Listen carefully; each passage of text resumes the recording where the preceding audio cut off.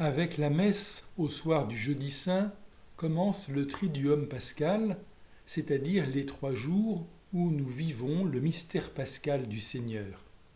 Il s'agit pour nous de le suivre, lui qui se défait de sa propre vie pour nous ouvrir à la vie éternelle. Cette année, nous ferons l'expérience d'être privés d'assemblée eucharistique.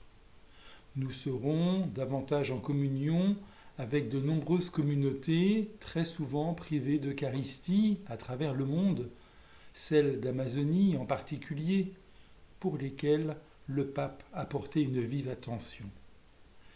Mais la communion spirituelle, ou communion de désir, nous permet de nous unir au sacrement de l'Eucharistie. Le témoignage de saint Thomas d'Aquin, au Moyen-Âge, nous montre qu'elle ne vient pas remplacer la communion eucharistique comme on le croit parfois. C'était à l'origine une voie pour goûter spirituellement ce que la bouche reçoit.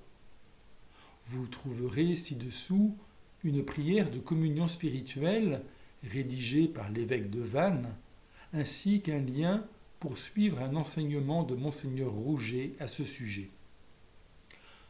Pour suivre les offices jusqu'à Pâques, je vous renvoie aux horaires signalés sur le site de la paroisse. Les méditations sur le jeudi saint foisonnent. Vous trouverez sur notre site un beau texte du père Teilhard de Chardin. Aussi, au lieu de vous proposer une homélie du jeudi saint, je voudrais plutôt vous livrer l'esprit dans lequel j'entre dans ce mystère cette année. Paradoxalement, votre absence me donne une conscience plus vive que c'est pour vous que je célèbre l'Eucharistie, c'est-à-dire pour l'Église, pour le peuple chrétien. C'est ce que voulait dire saint Augustin dans sa phrase célèbre « Pour vous, je suis l'évêque, avec vous, je suis chrétien.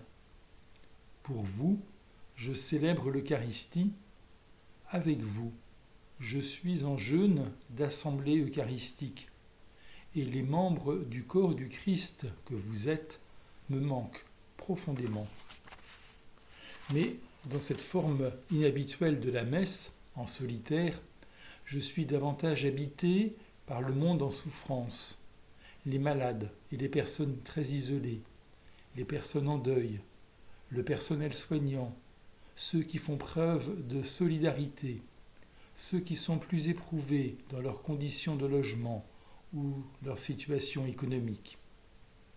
En ce jeudi saint, une parole de l'Évangile que nous avons entendue au rameau résonne en moi et je voudrais vous la partager. À propos du lieu du repas pascal que nous allons commémorer ce soir, Jésus donne aux disciples la consigne « Le Maître te fait dire, mon temps est proche, c'est chez toi que je veux faire la Pâque avec mes disciples. » Il aurait pu dire « c'est dans ta maison » ou « dans la chambre haute ». Non, c'est chez toi. Pas seulement dans chacune de nos maisons, mais en chacun de nous. C'est là que le Christ veut vivre sa Pâque.